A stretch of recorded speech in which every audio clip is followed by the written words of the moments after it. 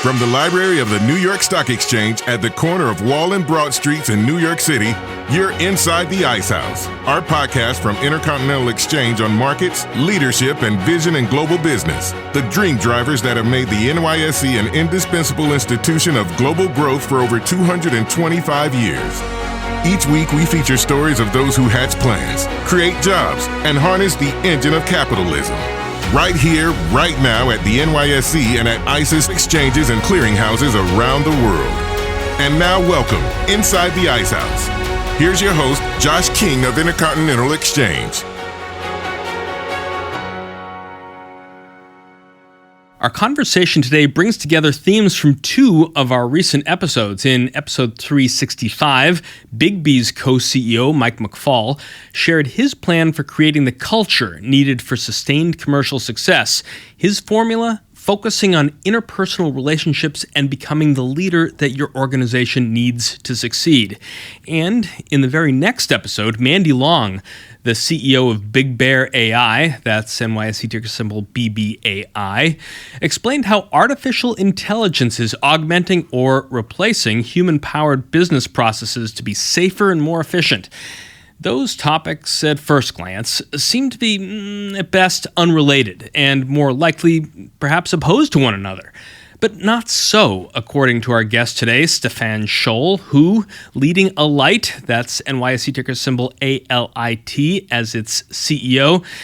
Stephan's company is focused on turning the tools that have transformed operations and customer experience over the past decade back onto companies themselves, to both improve employee well-being and make it easier to navigate benefits from healthcare, retirement plans, and more. Now, I can speak from some personal knowledge about the universal experience that we've all had in navigating the disparate systems, vendors, and interfaces to set up all of your employee benefits when you start a job. Just turning that into an easy-to-navigate experience would improve employee happiness a lot, also well-being. But that's just step one of implementing Stephan's philosophy. In a minute, our conversation with Alight CEO Stephan Scholl on the Worklife platform, his career, and improving employee well-being, from simplifying human resource processes all the way to mental health. It's all coming up right after this. Connecting the opportunity is just part of the hustle. Opportunity is using data to create a competitive advantage.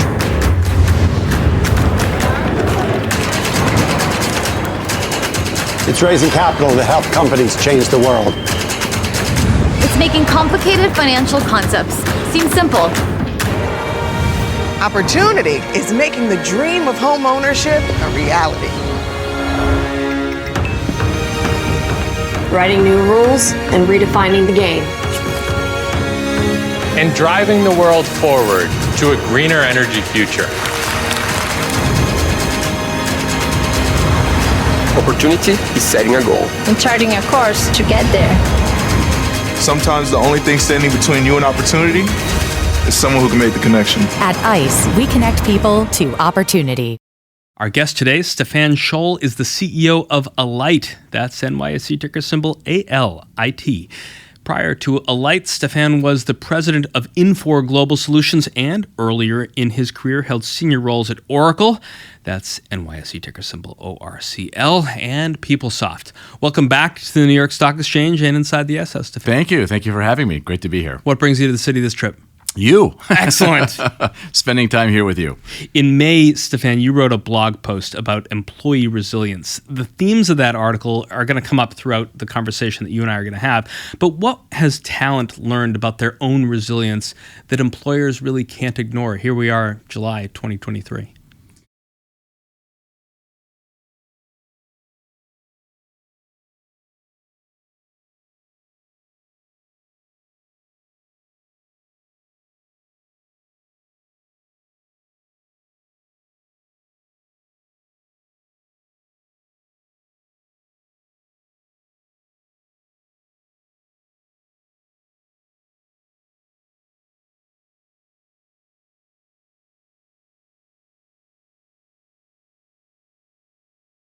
Helping, break all that down, consolidate, simplify, and really bring a recipe to the individual to help them make better decisions.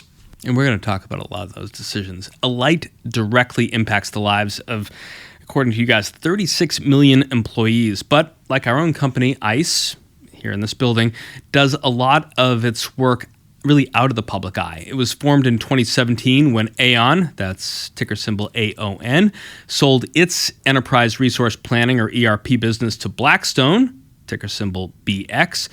Beyond that deal, the company's roots really go back decades, Stephan. Can you provide a little overview of Alight's founding and now that the company has evolved leading up to you being named CEO those 3.5 years ago? I mean, it's what I loved about coming here and why I decided to join Alight was the 40 years of history of being the record keeper, which means helping you make those decisions on benefits administration, on 401ks and pension systems, and the list goes on. But it's being there for 40 years and having all that history. So number one is we have the most complete set of data and history on the largest population in the United States. There's no company in the United States who has that footprint of information, truly important information. Again, if we think about well-being at the core of employee retention, employee productivity, employee success, then we have the most complete set of data to help make those decisions right. And it's 40 years of that history that we have. So that makes us pretty unique in terms of size and scale. And that history has allowed us to evolve in terms of who we are with our relationship maps. So think about who we serve. 72 of the Fortune 100, half of the Fortune 500 companies look to us to drive that well-being, benefits administration relationship with their employees. So pretty big history with the largest clients and a big footprint of data. I mean, I spent many years of my career working at one of Aon's competitors, Willis Group. What was the impetus for Aon to spin out this part of the business and then for Blackstone to pick it up and then obviously to think about it being a standalone company? I mean, Greg Case, CEO of Aon, is a great partner of ours. He's a great CEO, one of the best in our industry. But he's also very smart about focus. He's got a lot in terms of what he does with his business. And this was an area he said, it's just not a priority for us given all that we have. And it needs attention. And it needed a focus on investment and a new lens that I brought to the table and Blackstone brought to the table over the last 5 years. Before we go down Alight's path as it went into Blackstone and now where it currently stands, your career roots stretch back to McGill, as we were talking about before we started recording. Before you embarked on a career through many of the largest names in the ERP space, was a career in the business of technology always the goal, and what led you to PeopleSoft in the first place? I mean, my history is pretty unique. There's not many people like me who started their career as a teacher. My degree from McGill is only, I think, 1 or 2, maybe 3, I can't remember exactly, but 3 places that you can go to college in Canada, and McGill was one of them. And the biggest impact in my life, when I think about where I started, was teachers. And I said, I want to be a teacher. I always want to give back. So you're out of McGill, then what kind of school So I started teaching for a very, very, literally few weeks to months. And I realized, you know what, I'm going to come back to this. I have other things to go do. And, to be very, very direct about it, I don't talk a lot about it, but for me, my history is, I had a family where there was money and then there was no money. Yeah. And so you feel that pang of wanting to say, I will never be in that position again. So I went down the road of where can I go, banking or technology. Teaching I'll always come back to. And so I went down the road of technology, and that led me to a small company up in capital of Canada called Ottawa. And it was computer consulting type work. And I started there. And then I went to another company, New North Media, up in New Brunswick, middle of nowhere in the east coast of Canada. And then the right phone call, the right place, the right time. We always get these 5-minute increments in life, right? And I had a 5-minute increment that was PeopleSoft, one of the hottest companies on the planet with Dave Duffield. Loved the vision of PeopleSoft around helping employees and automating some of those human resource processes. And I said to myself, I want to be part of that. I didn't have any of the background. Didn't have any of the software background, sales background, any of it. But what the leader who hired me saw was, passion and perseverance. And they hired me and took a bet on me, and it worked out. PeopleSoft then got acquired by Oracle, ticker symbol ORCL, in 2004. Among the projects that you were working on was the development of the smart grid. And according to an interview that we found with you all the way back in 2010, how did your experience with Oracle help you prepare for really the other side of the acquisition process in your current role? There's so much. I mean, when you think of, we were the first really big acquisition of Larry Ellison at Oracle at the time, and they went on a spree after that, and I had a chance to be on the front lines of that. And I can't remember exactly the amounts, but we're talking 40, 50 plus $1 billion of investments in technology at the time. And Larry also believed very much in a product architecture. Buy the best products. And he did. And so I was on the services side able to be on the front lines of integrating. So the operational rigor, the product focus, the notion of really having the engineering prowess, hire the best engineers, build a cadence and a regimen of focus that allows you to make sure that you meet the client demands in the product versus service orientation. And those are the elements that I learned very quickly. How to integrate companies, and it's not easy to do that, right? Oracle was very much a belief of integrate as fast as you can, even if you're only half right, that's good enough, but speed matters in integration. Were you part of the deal team when Larry and Oracle came in and sitting across the table, or sort of next level once the deal got done? So not when the deal was done, but when the deal was done, I was part of the integration team. So when how do you combine Oracle and PeopleSoft, which was a pretty big piece of the business, I was on the services side, one of several people figuring out how to take this really big business of thousands of people, completely disparate products and organizational structures, and how do you consolidate it? And by the way, do it in weeks and months, not years. After a bunch of years with Oracle, you and a couple of colleagues joined Infor and engineered its turnaround, including launching Coleman, its AI platform. And Stephan, this is years before ChatGPT became either the savior or the menace to the business world, depending on your perspective on this. How did that shape your sense of AI, and how do you see the technology's impact in the business world? I mean, first, look how lucky I was. I worked for the president of Oracle, Chuck or Charles Phillips, depends on how you get to know him. One of my mentors, back to that teaching comment, he taught me a lot, and he took me with him to take over the company of Infor. And at the time, it was a sleepy, small little company.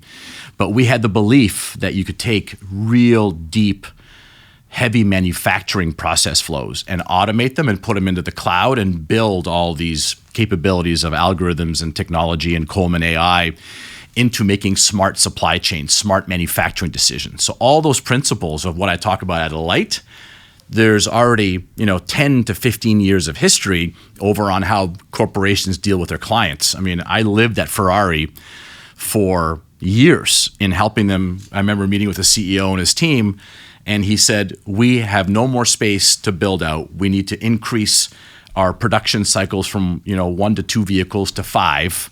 We need to increase our productivity in terms of number of cars we build by 45 to 50%. Oh, by the way, we're going to start building Maserati engines on top of that. And we want to do all that within the footprint we have. So we came in with Coleman and AI and technology and built a world-class supply chain and manufacturing capability for a place like Ferrari. And we all know who they are today. Look at the multiple. Eventually, they found their way here to a listing on the New York Stock Exchange. And a great company. Exactly right. And so those things that you did with Ferrari, what would you say were the most important in terms of being their accelerant for growth?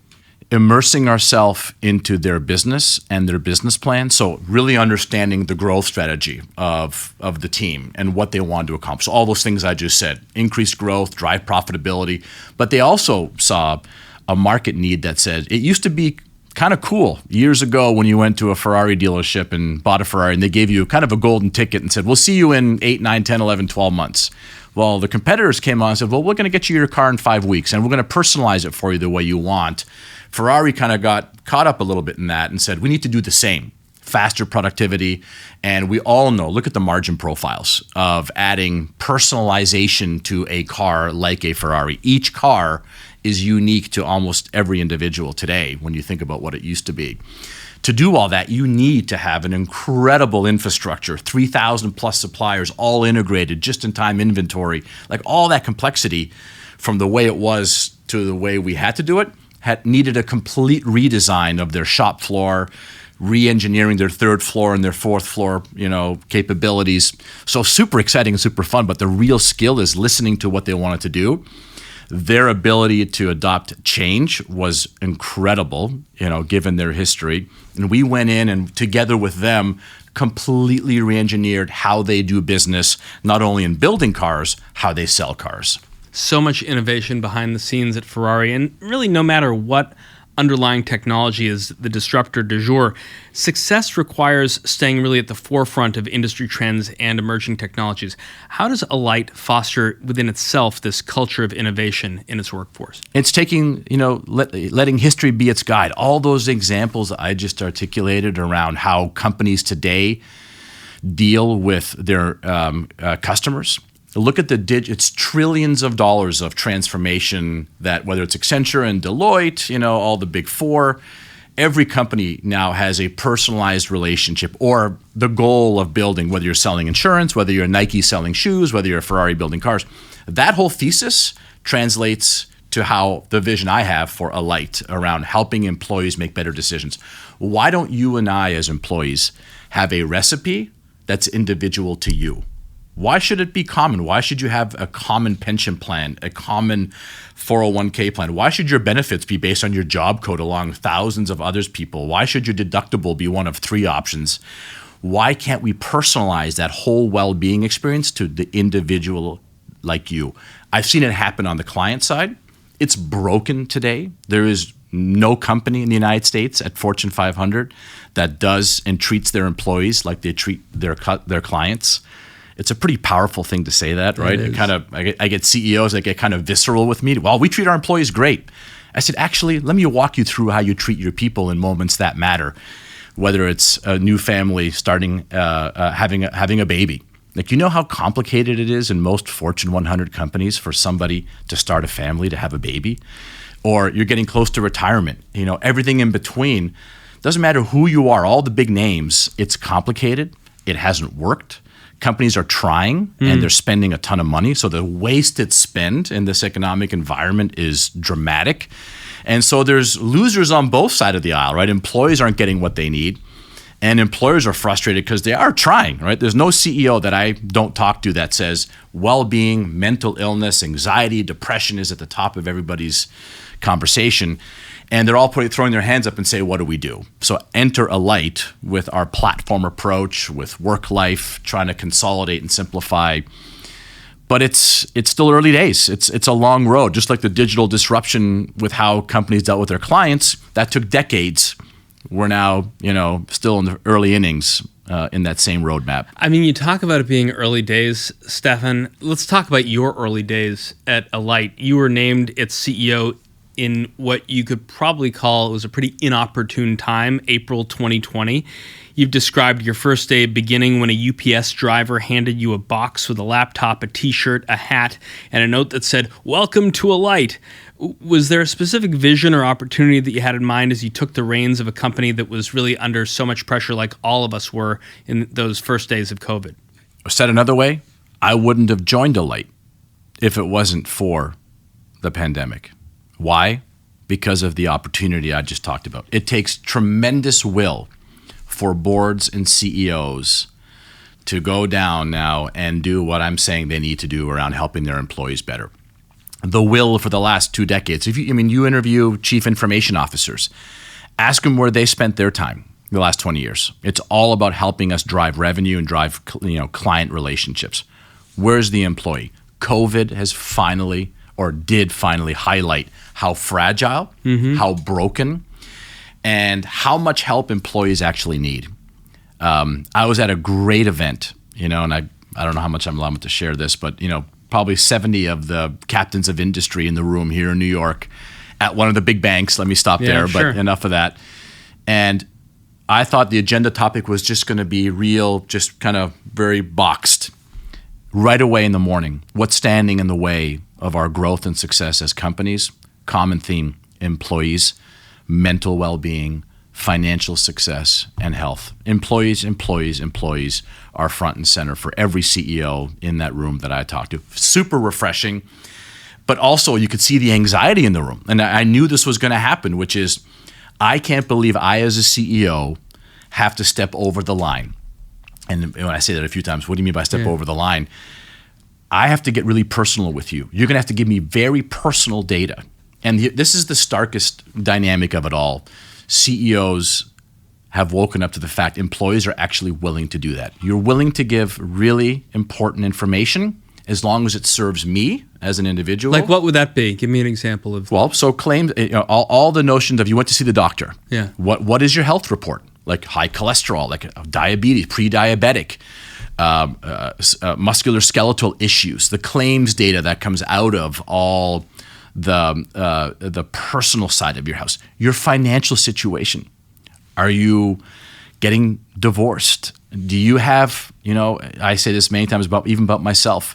We're all as parents only as happy as our unhappiest child. True. Right? And every one of us, including myself, we're all dealing with home challenges with children. I have 3 teenagers and I got 2 twin daughters, and there isn't a day that goes by, doesn't matter what meeting I have, whether it's a board meeting or my largest client or my largest investor, that within that triad, my children don't come up in conversation in some way, shape, or form. Absolutely. All right? We have to deal with that as a community, as a society, as the business world. And I think that's what I get excited about. There is the resolve now for the biggest companies, the most important CEOs, the biggest investors in the world willing to tackle this topic. So you're at Alight for about a year, and in 2021, you took the company public via a SPAC merger with Foley Trasimony Acquisition Corp. And its founder and chairman, Bill Foley, of course, becoming your chair. Bill's been in the press a lot lately for his accurate forecast that the Las Vegas Golden Knights would win a Stanley Cup within 6 years. Why were Bill and his team the right partners for you to find at Alight and go public? Well, we could take the next half an hour on this and just talk about him, because he is exactly that, a legend, a captain of industry. He is a rare breed in this world where he's financially minded and he understands investment banking world and he understands all the elements that every banker and investor would know. Yet he's got brass-knuckled warrior operational experience. He's been a CEO of Fortune 500 companies 3 times. He's run dozens of companies in different forms, whether it's wineries to Fortune 100 companies and everything in between. And then he just has the world of experience. And I built a really strong relationship with him. And by the way, I was at the Game 5 in Vegas, which was super exciting to be part. And to see the decisions that he made along the way, very unpopular in some cases, replacing players or coaches along the way that weren't so obvious. And when you see his playbook of decisioning, and while today it looks masterful, wasn't so obvious. And those are the things, it's the not obvious elements that I get from him when I see and talk to him about the Alight business and where we're headed and what we're doing. To the extent you're comfortable, share how he mentors you. So, and he also thinks long-term. This pressure that, people feel, whether you're private equity firms or investor, about needing to feed everybody 30, 60, 90-day cycles or even a year. He think 3 to 5 year terms. Like when we did our SPAC, a lot of that money we raised went to paying off our debt. Didn't go into the pockets of him or our investors. Some of it did, of course, but the majority, almost $2 billion, went to paying off a lot of our debt. Why? Because it set us up for who we are today, a really well-established, profitable company, great cash flow opportunities, and that sets us up for making investments in the long term. So it's that kind of thinking that he continuously brings to the table. And then finally, he also helps me think about how does 1 + 1 = 3? Mm-hmm. How do you take who we are today? So the whole notion of taking our content that we have today around Ben Admin and 401k and pension systems, the whole notion of platform and building our Alight Worklife was from the genesis of him and I talking about how do we completely upend this game that we're in. Talking about 1 + 1 = 3, Stephan. 2 years ago, you announced a 3-year plan for the company to I'm going to quote you here, fundamentally change the siloed approach to benefits and human capital management by bringing together all aspects of employee health, wealth, well-being, and payroll, all into one seamless, integrated technology experience. What role did becoming a public company have in creating that vision? Well, it continued to bring this discussion topic to the forefront because being public, the hundreds of millions of hits we got in terms of who is Alight, despite the footprint we had, we were still a well-kept secret, despite the people we serve. So being public helped us just continue to get support from the community around our strategy, which is Alight Worklife, is the front door, is the platform approach, and is what we're betting the company on in terms of the future. Now, what that means is you take these really powerful systems of record and you integrate them into one common platform with Alight Worklife. You use analytics and AI and you build a beautiful experience and you build a personalized recommendation engine of one. So best of all worlds, because we have, as I said earlier, the most powerful sets of data. Global payroll, think about what that means. If you ask a CFO of a major company, global payroll has become the system of record because you're paying people money, right? So unlike HR, global payroll has really become a powerful system of record. We have that. You add it to the other pieces of how much money you have savings in 401k or pensions, your benefits administration.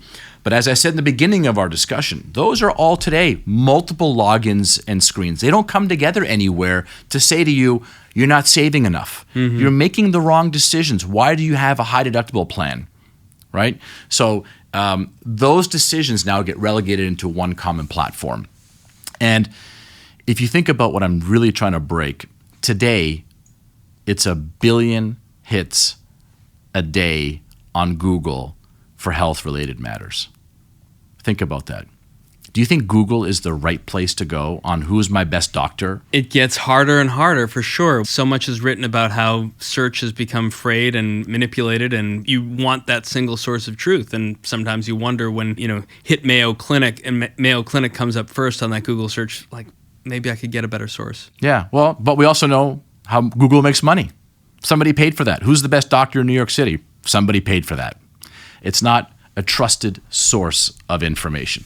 And that's what I want to break, which is go to the trusted source. We have the employer's permission to ask you really personal questions on your data. We manage your data already. And it's been proven, right? We look at all the sets of data that are out there. 60% of Americans can't retire when they want. Depression, anxiety, and depression are at an all-time high. By the way, that's for all age categories. Teenagers are at a rampant rate. Just the article last week in multiple news outlets around the rapid pace of teenage social media concerns. Where do you go to get help for all that, right? So Alight Worklife is the front door to really helping drive that well-being notion. And it isn't Google, as a front door for that. So you're now in year 3 of this 3-year vision. What have been some of the bigger obstacles you've faced over that period? Undoing 40 years of history. It's a little bit like cloud. When I was at Infor with Charles and the team, when we went to other places and said, you should take your manufacturing, take the core mission critical systems of your business, give them to me and I'm going to put them in the cloud and we're going to run it better for you. Everybody said, that's not going to happen. Everybody said, that's impossible. I can run it cheaper. I can run it better. It's more secure in my environment. Fast forward 5 years, not even. What's happened? Is that a debate today anymore? No. Everybody's in the cloud. Everybody trusts the data sets. Everybody realizes it's more secure. The same is true on the employee engagement side. Having old systems of record that are stored away in somewhere where you can't get at it, being siloed, not having access to it in the right way, not consolidating it, not having employers and employees build a better relationship on helping make better planning decisions. Those are all kind of more history views. The go forward is companies have to step over the line and help employees make better decisions. And the only way to do that, letting history be its guide, is to take all those sets of data that you have and really help them make better decisions on benefits enrollment. Where are you saving your money? And the answer is it depends on your age, how old you are, as an example. So if you're asking all of these sensitive questions, just give us a little peek how a company like Alight manages the security and confidentiality of all that information that employers are allowing you to ask for and that you are getting and retaining. Yeah. So we've been on a multi-year journey to move our infrastructure to the cloud. And so as we've told our investors and others, step one of the front door moved to AWS and is in the cloud. And our back ends are kind of our infrastructure is moving, and by middle of next year, so kind of this time next year, we'll be out of all our own data centers and infrastructure. So all the belief that Alight had prior to my arrival was we can run it better, we can run it more secure. So we're adopting the standards of the industry like everybody else has, and that is being cloud ready. We have a very large CISO security department that really plays a large role in all that. But by and large, we're not unique, we're not different, and we're adopting the great standards that, Andy Jassy, when I worked with him at Infor before he was CEO of Amazon, we built all those things together because we were one of the largest AWS clients in the world back in 12, 13, 14 at Infor at the time. So leveraging all that history today. You've coined the slogan, the era of the employee, to reflect how the pandemic has reshaped the workplace and challenged all of our corporate cultures. How's Alight adapted to maintain this positive corporate culture, especially with the shift to remote work and the challenges faced really by half-empty physical campuses? The theme continues to be the one that I believe for our own people, and I see it every day. There's not one recipe of being in office or not, and that corporate culture, having a place to go to feel what Alight is all about. Mm-hmm. The notion of winning and growing. So how do we communicate with our population is one thing. That's changed. Opening myself up to our employees, building the communication link, all hands calls, being on video. We're no longer go to the executive tower of company, A or B. It's you as a CEO are much more out there to employees, and that kind of builds familiarity and trust with employees. And then there's the hire calling. We've been able to hire some of the best people in the industry because they understand the vision of who we are, and they love the rallying cry of Alight is the platform company that will be the standard bearer for helping employees in America and their families stay healthy and financially secure. Nobody else has that statement of what I just said as an opportunity. People are looking for in their careers that opportunity to be part of something special. So whether it's in our, we've hired thousands of engineers. We didn't have that muscle 3.5 years ago. So when I looked at the business of what I had, I completely broke it up into a commercial orientation, salespeople. So the Oracle culture of sales, the Oracle Infor culture of product, hiring thousands of people in our engineering department, service delivery, program management, customer service, being amazing at delivering on customer projects.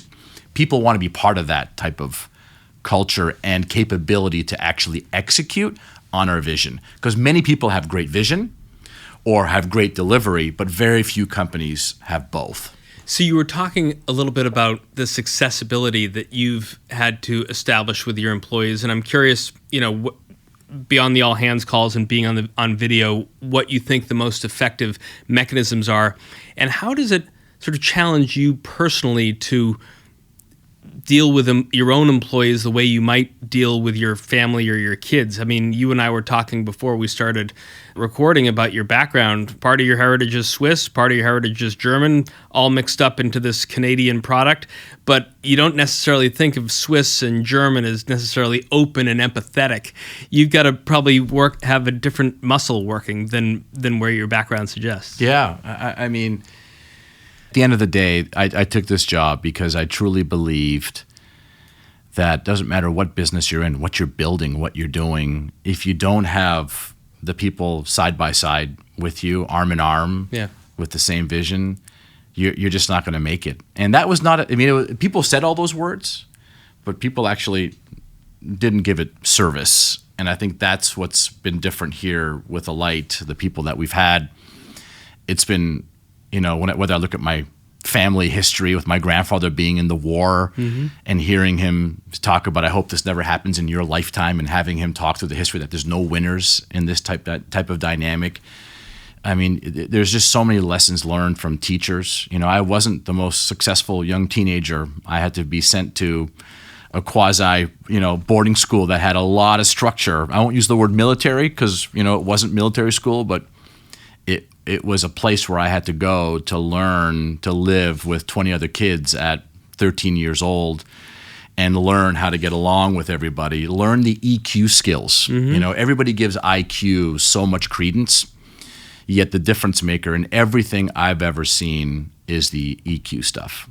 And I think that's more to the forefront than ever before today, especially post-COVID. Last year, Alight announced the creation of an inclusion and diversity policy, including a commitment to publishing all your internal data.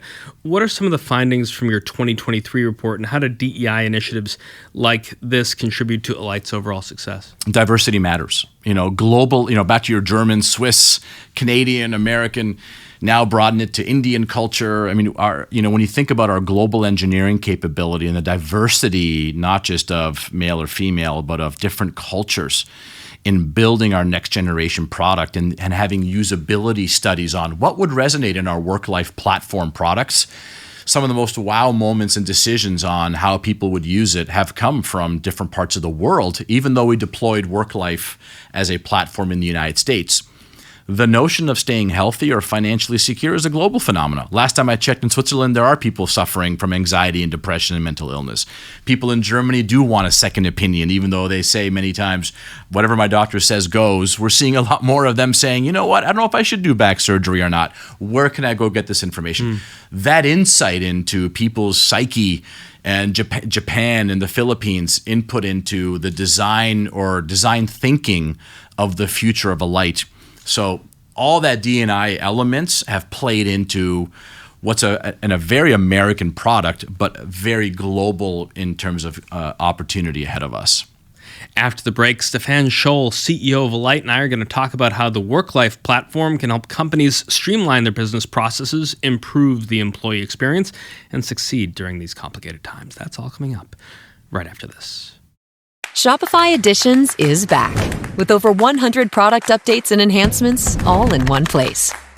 Explore our latest solutions for every aspect of commerce, from starting and scaling a business so you can sell everywhere easier, to flexible components for enterprise needs. Businesses can choose which technologies they need to create the customer experience they want. And developer tooling to customize any commerce experience. We know how important it is to offer the right mix of power, flexibility, and customization across our surfaces. No matter what you're building, you can build for the long term with Shopify.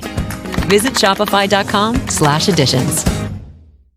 Welcome back. Before the break, I was talking to Stephan Scholl, CEO of Alight, about taking the company public, his career, and the philosophy that all CEOs should adopt. We were talking about employee wellness before the break, and a 2021 report from McKinsey put spending on employee wellness at about $1.5 trillion across the globe.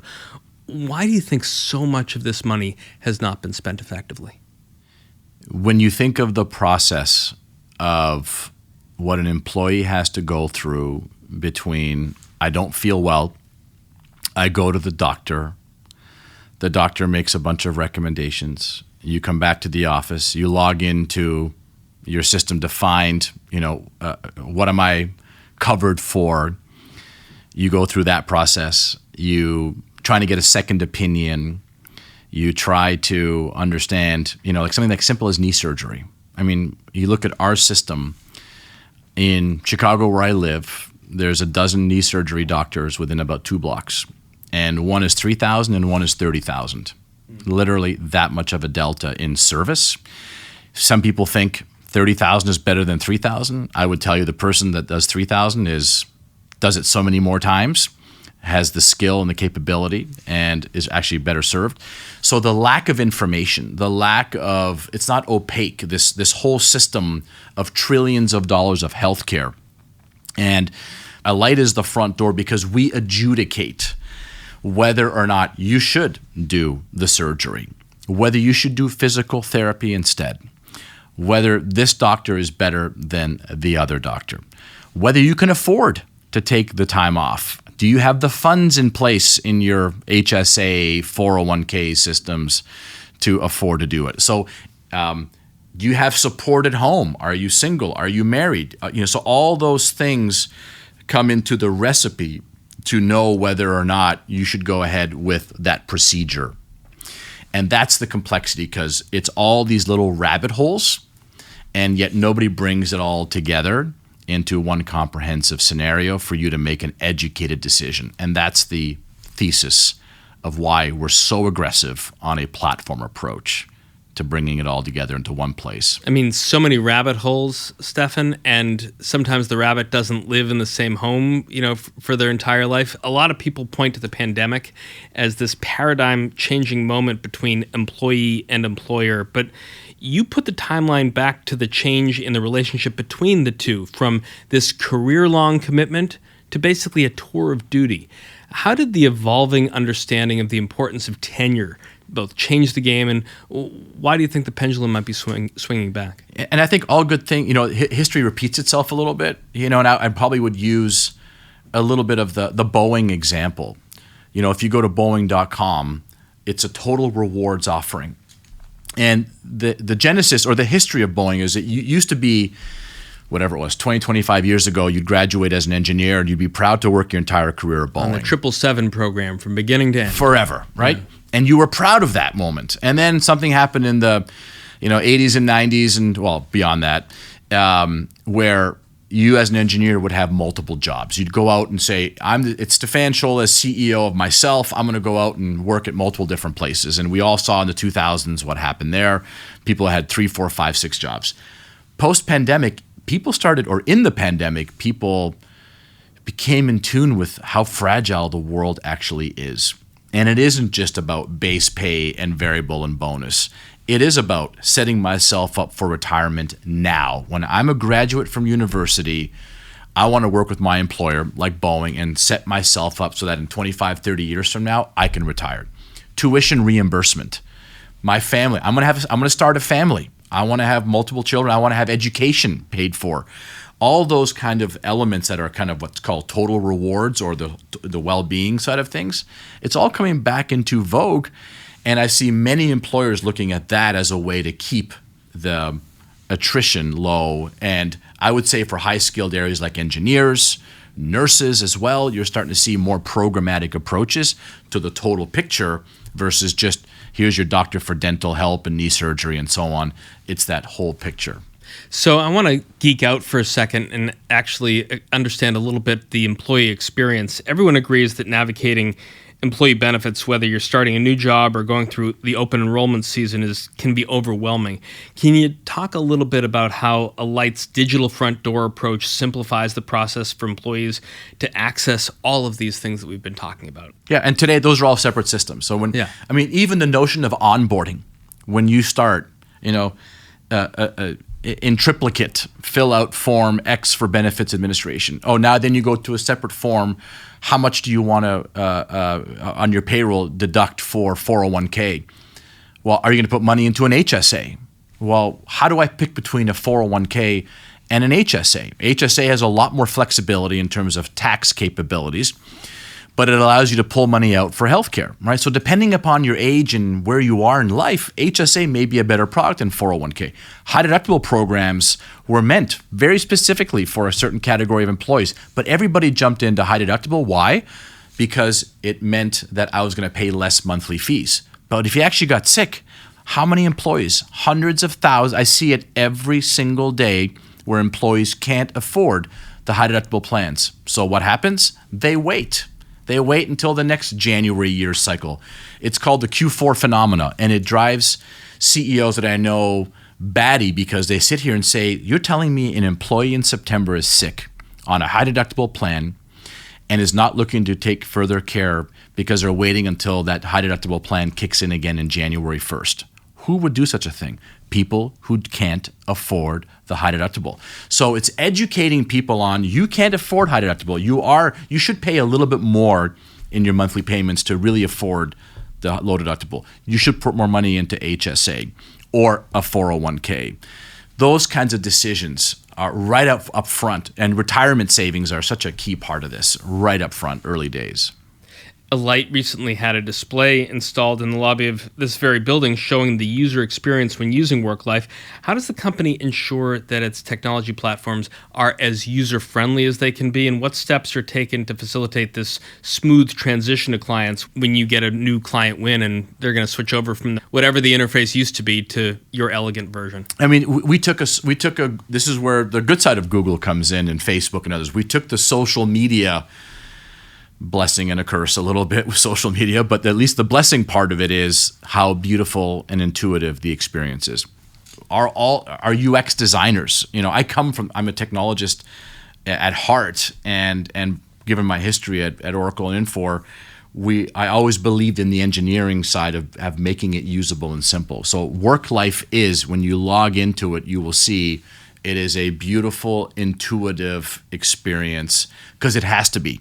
All right. Now, it has an incredible plethora of capability and content when you're getting into payroll calculations, 401k calculations, HSA, the list goes on. So the power is a little bit of an iceberg type dynamic, beautiful, intuitive when you log in. And I think the big thing about platform that is important here is kind of what we talked a lot about earlier, that it is personalized to you, right? At the end of the day, what you see is unique to you as an individual, whether you're a new, at PwC, whether you're a partner who's been there for 10, 15 years, you get to see it one way. If you're new out of college, there's a different experience coming out of college for you. That's just the right way to treat people, which is somebody who's a lot of history, a lot of experience, different complexities than someone in their early 20s coming out of college. And how does AI make that easier, better for Alight? Because we take all the data sets and we know your age. We know based on the fact that your offer letter came to you. We know your birth date on there. We know your history. We know when you apply for benefits. It has all that personal information. We know your income. We know your savings rates. We know the history of your health. Given all those data sets, we can make a lot of recommendations on what should be your deductible. Based on your income and based on your health, you can go to a high deductible plan because we see very low risk in paying the higher premiums because you can afford to actually pay for it if it did happen. But based on your history of health, you don't need to do that. You were talking about Boeing a little bit earlier. I mentioned the 36 million employees that your company touches across the Fortune 100 companies, but like Boeing. But how does the company tailor its solutions, let's say, to meet the specific needs and budgets of a much smaller business while still providing the high-quality services that you extol? I'm glad you didn't use the word mid-market, by the way. I've never met a CEO who says, "Hey, Stephan, I'm a mid-market provider." I don't like that term. Right? Yeah. But they all want to be the next Boeing. They all want to be the next Target. They all want to be the next United Airlines, the list goes on. So what we've done is we've taken what works for the biggest, most important companies in the United States, and then we packaged it up, pre-configured it. We don't do a lot of design work. We don't do a lot of ideation. We package it up into pre-configured solutions, and therefore, because you're not spending a lot of time up front, that means the implementation work is a lot quicker, and so the cost of setting it all up is much easier. Integrating it is not that complicated, and then running it, we basically have it in the cloud, which is much more cost effective. So as we know, smaller companies are very effective at adopting cloud-based type technologies. We compare small companies and large companies. Let's compare sort of places like North America and other locales around the world. What role do you think employers should play in facilitating access to healthcare and quality mental health services, especially in perhaps lower or middle income countries where access to these services may be more limited than they are here? It's the number outside of the financial perspective of what we do with our platform. The number one cultural trait I want us all and at Alight to adopt is that we can be that platform of change around the world, around the category of mental illness and anxiety. With NAMI, North American Mental Institute, I was the keynote speaker, and we were the award winner of one of the best companies in America providing these types of services. Now I said the word America. The word well-being is an issue everywhere in the world. It doesn't matter. Even the Dutch, when I spent in Holland, the most socially responsible programs in the world, I was at some of the big banks who are our clients. We serve the largest pharmaceutical companies in Switzerland who will spend whatever it takes are struggling with getting their employees to be productive and to feel a sense of accomplishment. Mental illness and anxiety touches everybody around the world. And so we're still early in Europe in that category, but we have a large footprint given who we serve with global payroll and some of our products there. But that is with Worklife. We just launched 6 months ago, 5-6 months ago, our Worklife platform for international markets. That content-rich capability of providing the services. And I think what's really interesting, back to that comment I had about, trusting your doctors for second opinion. Yeah. Trusting your doctors. They're now looking to us, and we're actually providing services in the United States for those doctors giving a second opinion to people in Europe. I think that's fascinating, right? The notion of that a second opinion isn't language-based, it's skill-based, right? And it isn't about whether or not it's part of my union codes or it's part of, they're in my territory or they speak my language. Figuring out whether I need that type of help, whether it's a surgery, whether it's psychiatry type services, connecting this wonderful, capable system here in the United States to a global network through a Worklife platform is a tremendous opportunity. That's never been done. That's never been done at scale anywhere in the world. My colleague, Doug Foley, is the Chief Human Resources Officer of this company, Intercontinental Exchange. What kind of analytics would he give to someone like Doug so that they know what our employees' benefits are being fully utilized, underutilized, or if their needs are not being met? Let's put ourselves in the chair of a CHRO. So we have across the companies 240 million interactions across multiple channels. You calling me, you're on your cell phone, you're in your laptop, the list goes on. We have all the analytics to analyze what were you looking for, what transaction did you do, what was the outcome of it, what questions did you ask. So we kind of package it all up and say, we didn't service your employees well because they started here on the phone or they started on a desktop. We're asking a bunch of questions. Why were they even asking these questions when it's so obvious that they could have gone to Worklife or the content wasn't rich enough to help them? So we kind of give a full complement of what was the experience like for your employees, what's top of mind for them. I mean, one of the big banks up in Canada who I met with, had 10 million interactions last year. And the CEO was flabbergasted and said, what are my employees asking for 10 million type questions? What do they want to know that I don't know what I'm giving them is good enough or bad enough? And I think that's what we're getting really good at, is taking those 10 million interactions and synthesizing it to, here's what you need to do on planning. Here's where you can spend your money better. Here are the service offerings around whether it's mental illness. A lot of people move to rural communities and, talk about just a perfect storm of complexity. People moving to rural towns, mental illness, anxiety, depression settled in, and the capability of resources. Yeah. Where do I find a provider? And then even what's worse, what's the most expensive place to go to get help? A hospital, right? So costs for some of our biggest clients are going through the roof. And the service level is horrible in many cases because that's not what hospitals are meant for. Right? You need specialized services. So that perfect storm of what was a good deed, and I always say, no good deed sometimes goes unpunished. The idea that moving to rural communities backfired on many big companies because they weren't able to provide the support in these communities in these categories. This perfect storm that may be brewing that I think you're touching on is less services, fewer providers, but need for so many more workers and so much more talent. A stat that I've heard you use a couple times comes from a report from Korn Ferry, that's NYSE ticker symbol KFY, that by 2030, Stephan, there's going to be a global human talent shortage of over 85 million people. How are you preparing at Alight for that potential shortfall, and how close are machine capabilities to replace so much of the human-driven customer service that's needed to take care of those folk? Back to the analogies of digital disruption and how clients deal with their customers. That's, we're in the 9th inning on that in terms of digital transformation.